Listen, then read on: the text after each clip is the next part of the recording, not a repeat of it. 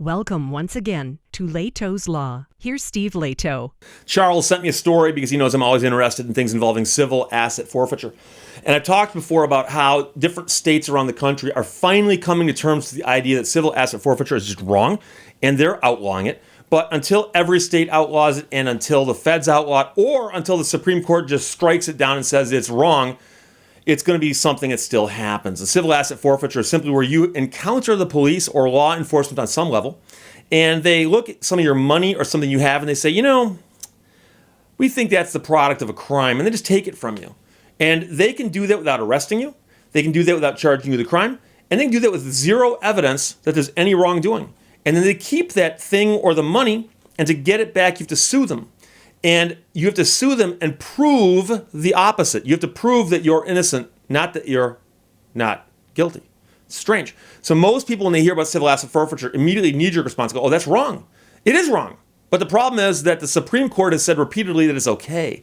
Now, recently, the Supreme Court, in a case called Timms, did say that some forms of civil asset forfeiture are wrong if it's considered a penalty or a fine. So some states are addressing this, but there is a judge in South Carolina who basically took a stand and said, guys, this is wrong. And it's setting up a showdown in front of the South Carolina Supreme Court. So the Greenville News carried the story written by Nathaniel Carey, and it's very recent.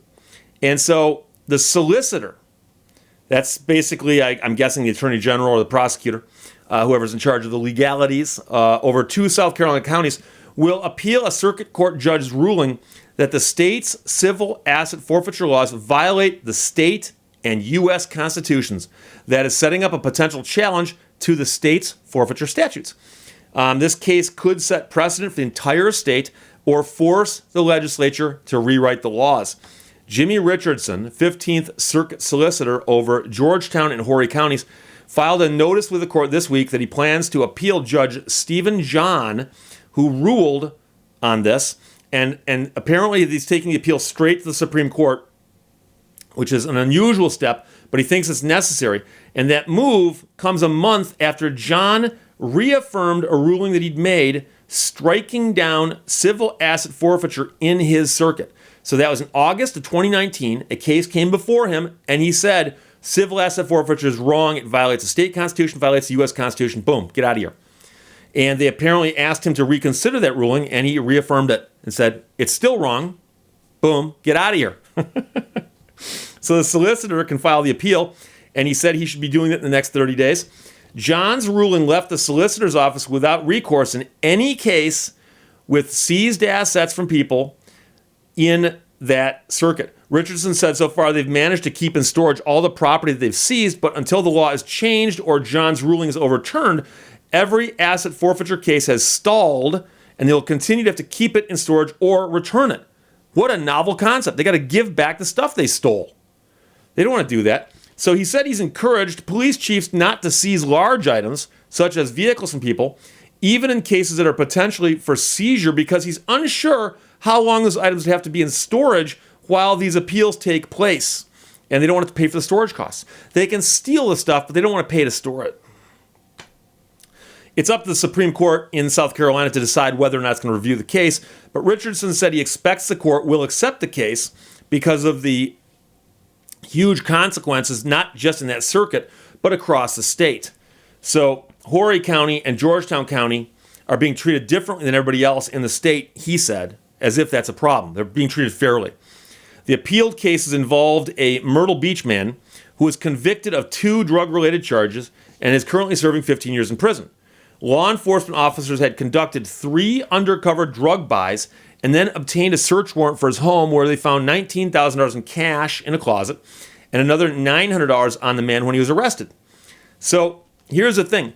That's one of the cases where people go, well, I kind of understand that. If you actually arrest somebody, especially if you can get a conviction, then the stuff that's affiliated with the crime, the forfeiture makes sense.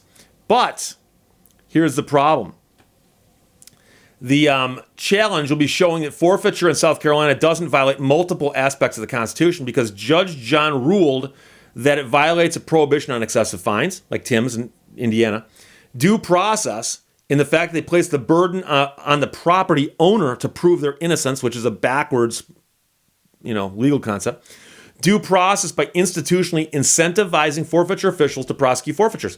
They let the agencies that seize the money keep it or keep a portion of it. They are encouraged and incentivized to do this because it profits them to do so. And due process because they do not mandate judicial review or judicial authorization prior to or subsequent to seizure. Many seizures happen where the police come in and just take stuff. The people who had the stuff taken from them can't afford to do anything about it, so they don't do anything about it. So the courts are never involved. The court never hears about it. The court never rules on it. The police just take the money and keep it. That's wrong, and everyone knows it's wrong. Richardson said his argument will be that the forfeiture of Green's cash wasn't excessive because the amount forfeited falls within the allowable fines in the state laws under which Green was convicted. Well, then why not just fine the man? Is that too complicated for you there? Meanwhile, legislators and other stakeholders, including solicitors, public defenders, law enforcement, and defense attorneys, have a meeting to craft a civil asset forfeiture reform bill after House Speaker Jay Lucas created a study a committee to study this in the spring of last year. So, Representative Gary Clary, a retired circuit court judge who led the study committee, said a draft of that reworked bill is now under review by Legislative Counsel. He said Thursday he's spoken to Weston Newton, chair of the House Judiciary's Constitutional Laws Subcommittee, about taking up the bill again as soon as it's ready. The reform effort comes nearly a year after the Greenville News published a long series, I talked about that also, called Taken, that laid bare the state's civil forfeiture system and showed that law enforcement seized more than $17 million in 3 years from the citizens of that state, with much of that money going directly to the police. And in examining more than 3,000 cases involving more than 4,000 people, they found that nearly 800 times when police seized money or property, no related criminal charges were filed. In another 800 cases, someone was charged but not convicted. So that, of course, shows you that this has nothing to do with crime. It has to do with greed on the part of people who are allowed to steal money. They explain some more stuff here, but I've talked about this before. But because this is a civil process, not criminal, the entire burden of proving the stuff stolen wasn't used to facilitate a crime falls on you if your stuff was taken. And of course, you aren't provided an attorney for this, so you got to pay an attorney out of your own pocket. And it's extremely complicated to try to get your stuff back. And believe it or not, in many cases where people do hire an attorney and file a case, the state just gives up, meaning that they know they've got no case. They can't defend it, so they don't. At its core, the forfeiture reform bill would abolish civil asset forfeiture in South Carolina and replace it with criminal forfeiture based upon a guilty verdict. And that's what I've been saying all along, is that they need to say, if you are a criminal and you get convicted and you were in possession of money or contraband or weapons or anything else related to the crime or fruit of that crime, then perhaps that can be forfeited as part of the criminal procedure. Criminal asset forfeiture makes sense to me and to most people. Civil asset forfeiture, not so much. But I would like to point out one other thing, and that at the heart of this is a judge who stood up, figuratively speaking, and said, civil asset forfeiture is wrong, it violates the Constitution. I think so. Boom, and he banged his gavel. Now, a couple days ago, I did a story about a judge in New York who looked at a recent law that said for nonviolent crimes, you could have to let the accused out without having to post bond. And we classify nonviolent crimes as robberies that don't involve weapons. And he had before him a man who was accused of committing several bank robberies and a bunch of other stuff. And he said, even though the statute says I need to let you go, I'm not going to let you go. And he knew it was going to get overturned, and it got overturned almost immediately.